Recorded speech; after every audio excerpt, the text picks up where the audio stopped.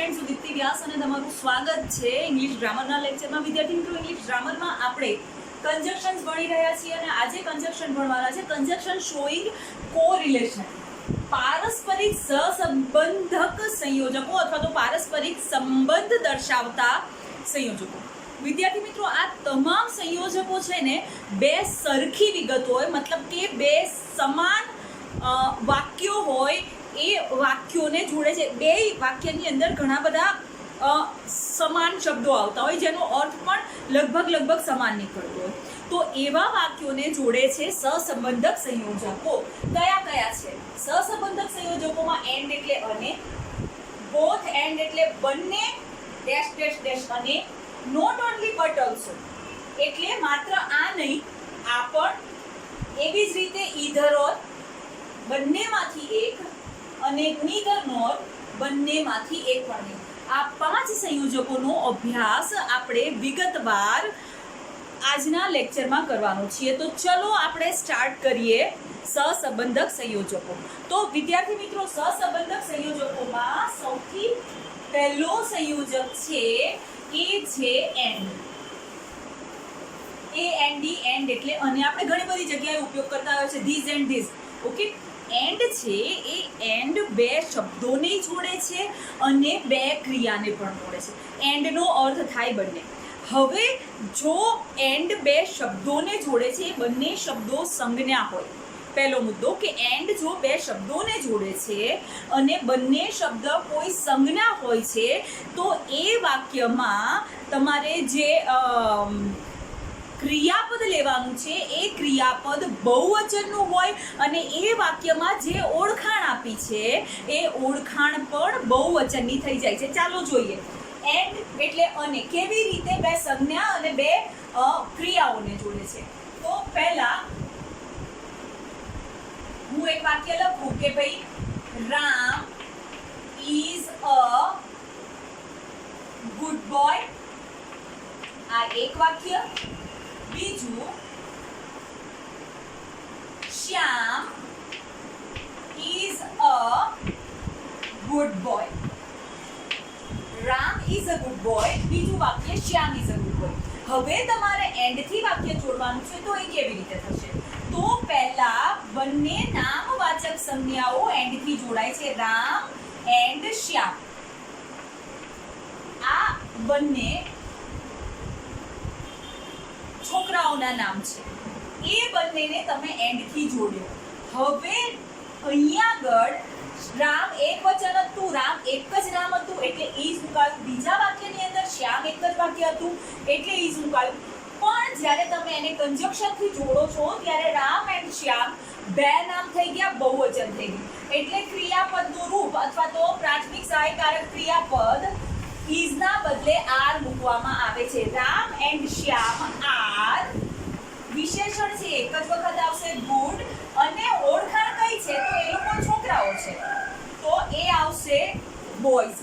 તો કેવી રીતે થયું કે Ram and Shyam are good boys? અહીંયાથી આ ઇઝ એક વચન માટે હતા જેનું બહુવચન કર્યું અને મેં અહીંયા આગળ આર મૂક્યું.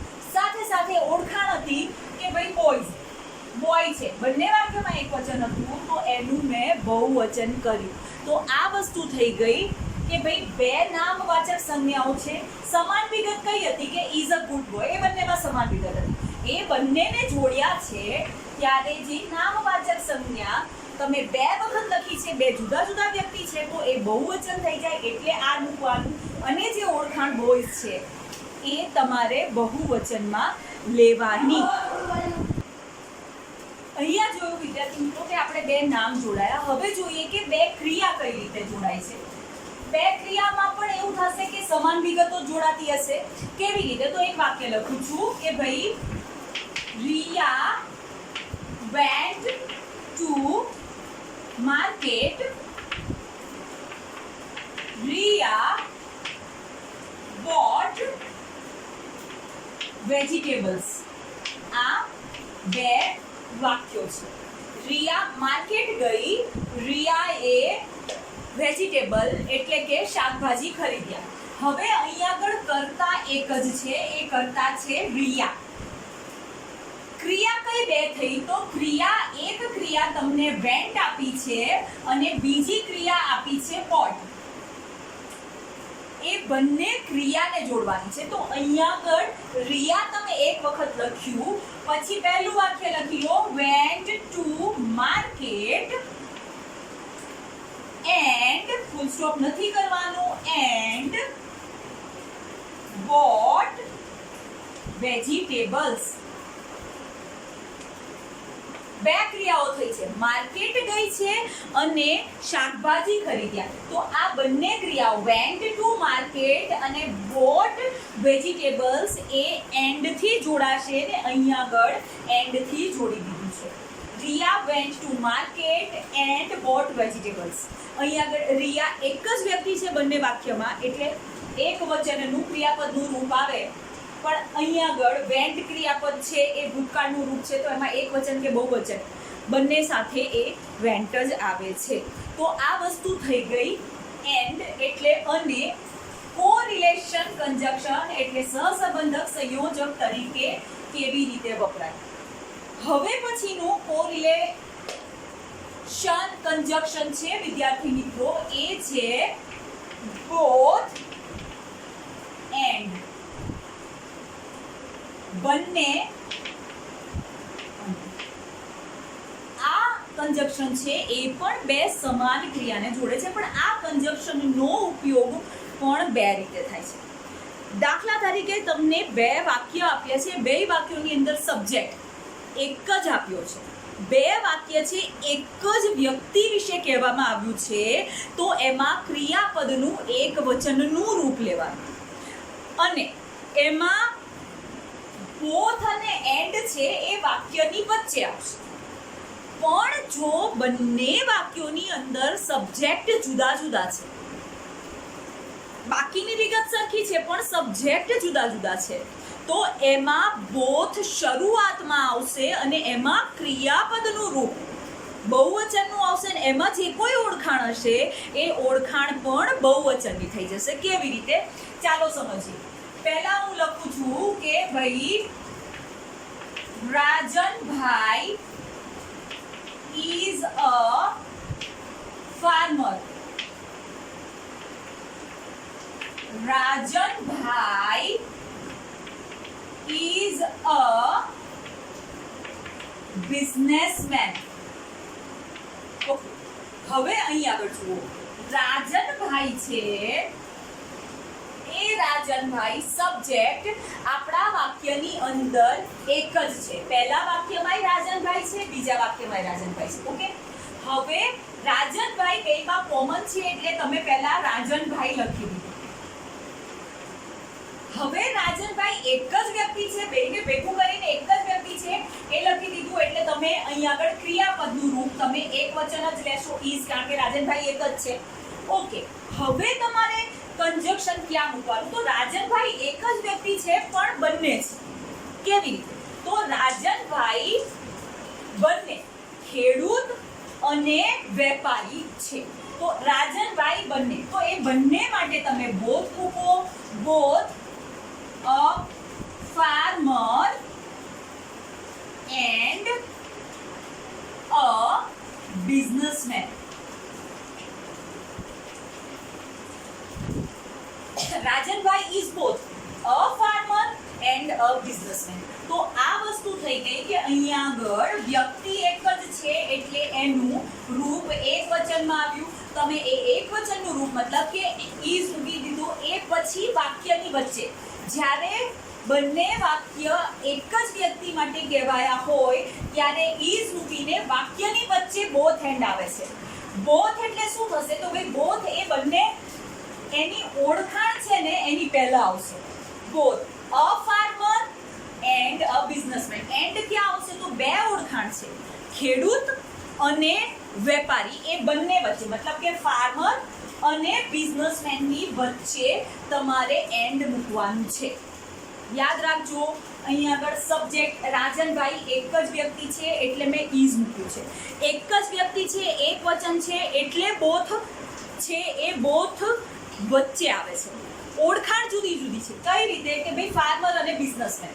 ઓકે, તો આ ઓળખાણની પહેલા તમારે બોથ મૂકવાનું છે અને બે ઓળખાણની વચ્ચે તમારે એન્ડ મૂકવાનો છે. ક્યારે? જ્યારે સબ્જેક્ટ એક જ વ્યક્તિ હોય, એક વચનમાં હોય ત્યારે. હવે જ્યારે બહુવચનમાં લઈએ છીએ ત્યારે બોથ આપણે શરૂઆતમાં લેવાનું અને એમાં ઓળખાણ છે એ પણ બહુવચનમાં થઈ જશે અને ક્રિયાપદ છે એ ક્રિયાપદ પણ બહુવચનમાં થઈ જશે. કેવી રીતે? ચાલો જોઈએ.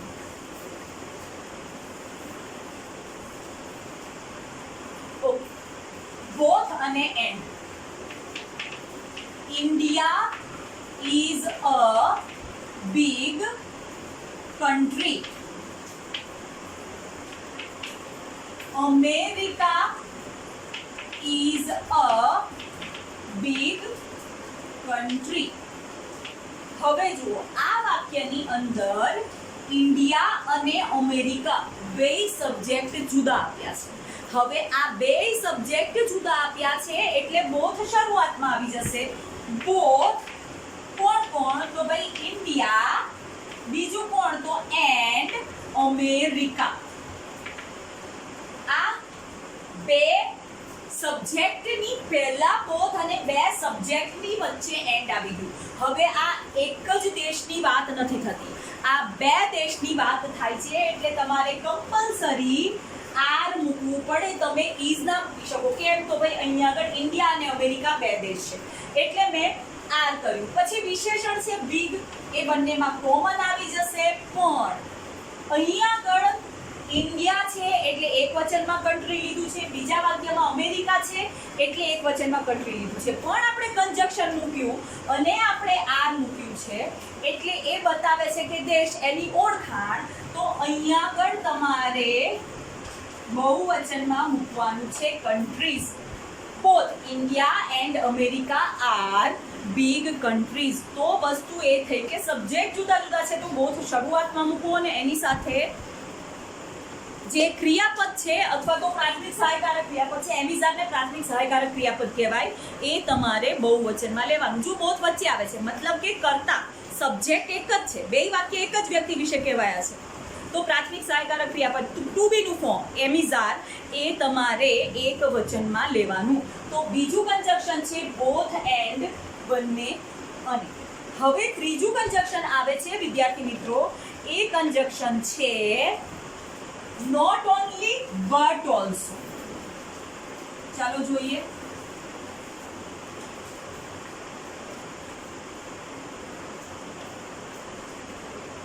not only but also એટલે માત્ર આજ જુદું જુદું નહીં, પેલું અથવા આ પણ.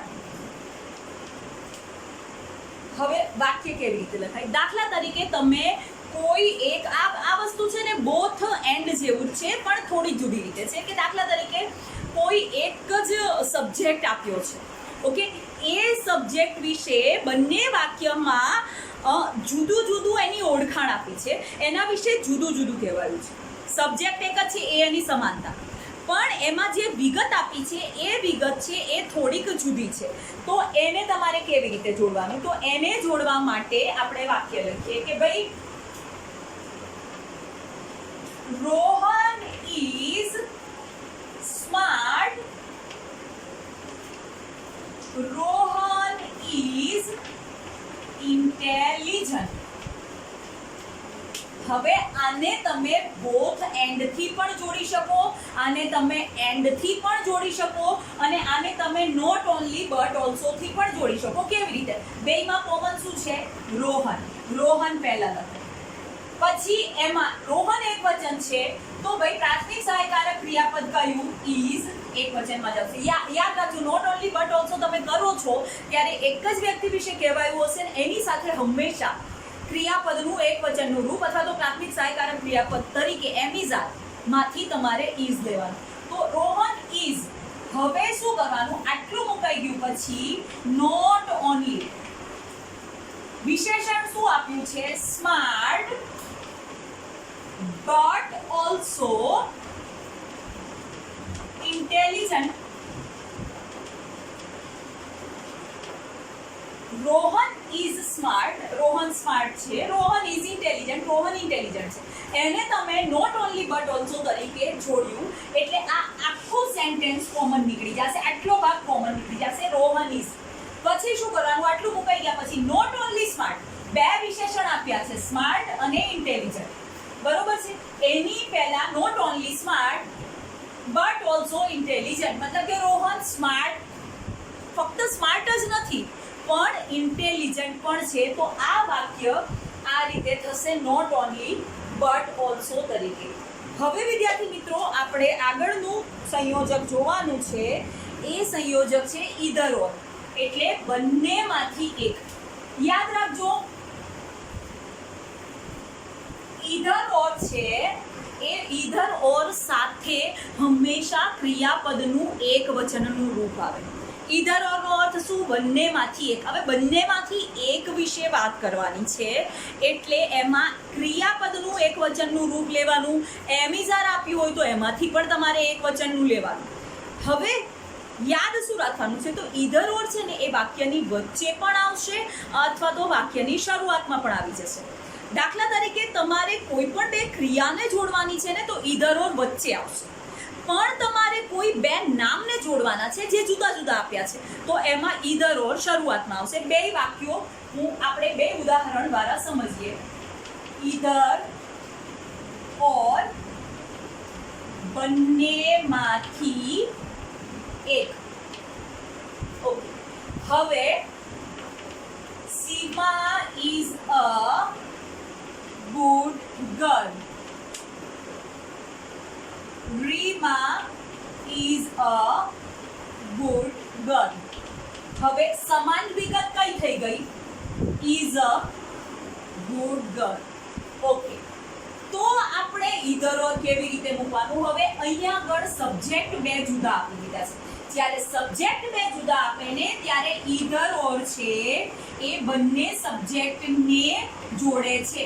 કેવી રીતે, તો ઈધર શરૂઆતમાં આવશે, either Seema or Rima is a good girl. Either Seema or Rima is a good girl. યાદ રાખો છોકરાઓ કે અહીંયા આગળ તમને બે સબ્જેક્ટ જુદા આપ્યા છે ને નામવાચક સંજ્ઞા છે, પાછળની વિગત સરખે સરખી આપી છે. આવા વાક્યોને જ્યારે ઈધર ઓર થી જોડવાના હોય ત્યારે ઈધર એક નામ ઓર બીજું નામ એવી રીતે જોડવાનું. જેમ મેં અહીંયા કર્યું, ઈધર સીમા, આ એક નામ એની પહેલા ઈધર, અહીંયા આગળ ઓર રીમા કરીને જોડી દીધું. બંનેમાંથી એક વિશે વાત કરી છે એટલે ઇઝ મેં એક વચનનું રૂપ મૂક્યું છે ને બાકીનું common, is a good girl. ગુજરાતીમાં કેવી રીતે થશે, સીમા અથવા રીમામાંથી એક સારી છોકરી છે. ઓકે, તો આ વસ્તુ બે નામને જોડ્યા છે. હવે જ્યારે બે ક્રિયાને જોડવાનું આવે અને વચ્ચે ઈધર ઓર આવે તો કેવી રીતે મૂકવાનું.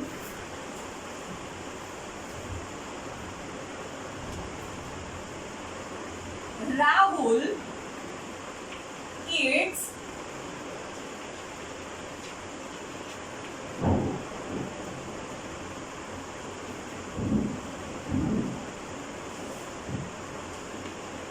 Dabeli.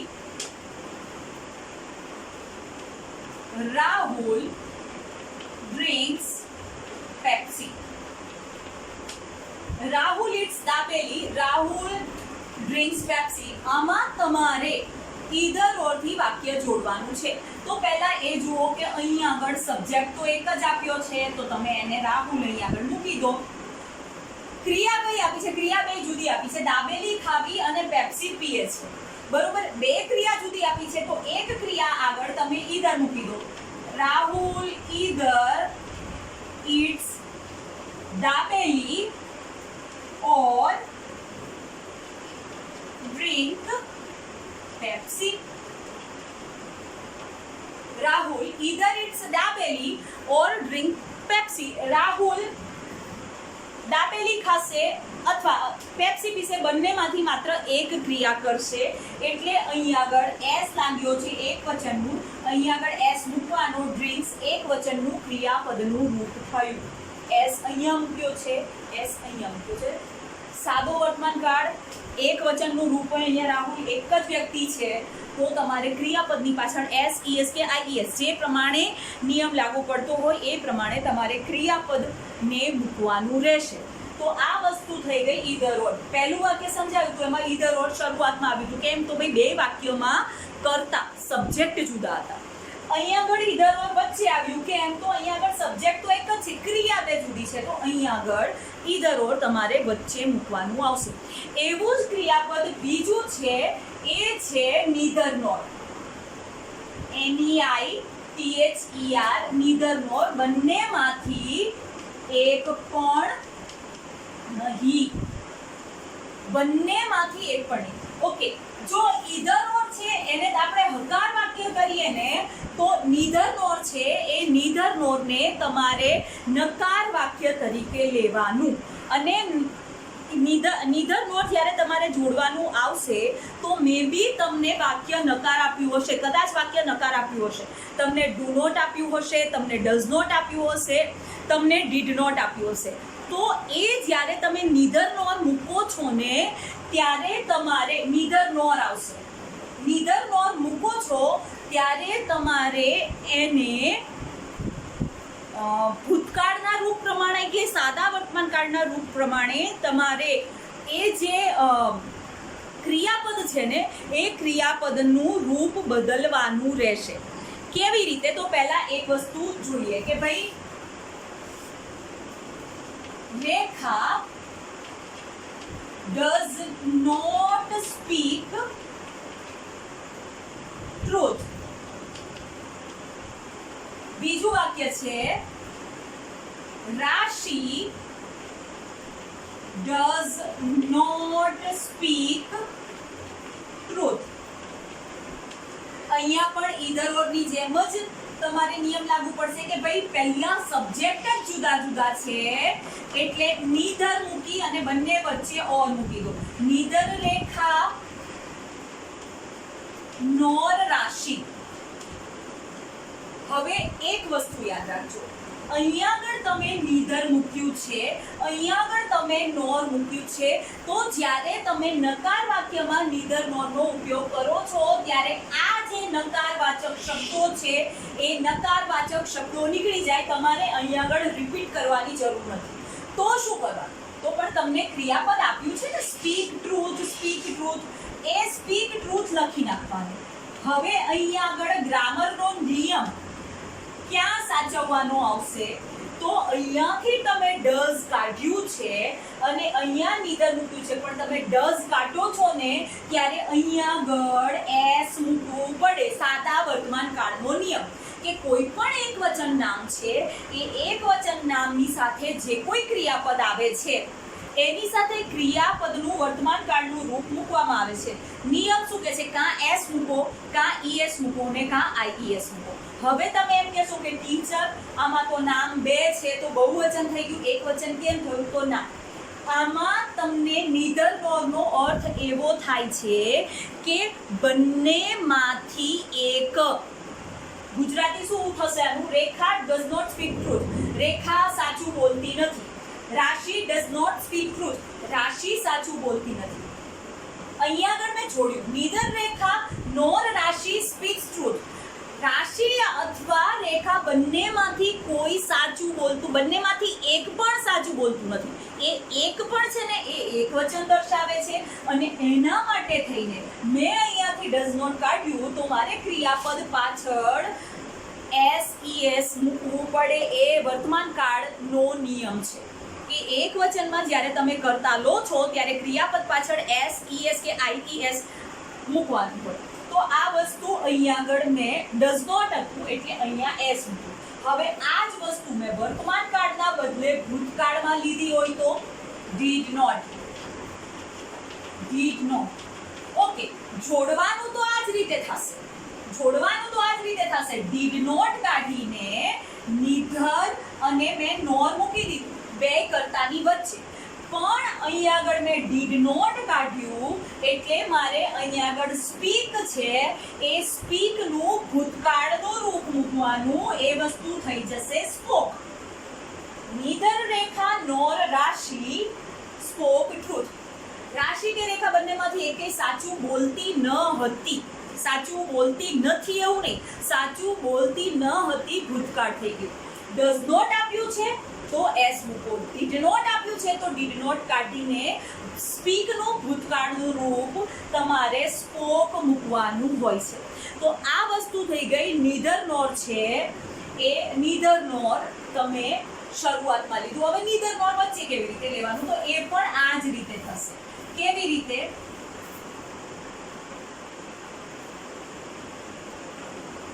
Joy did not drink tea.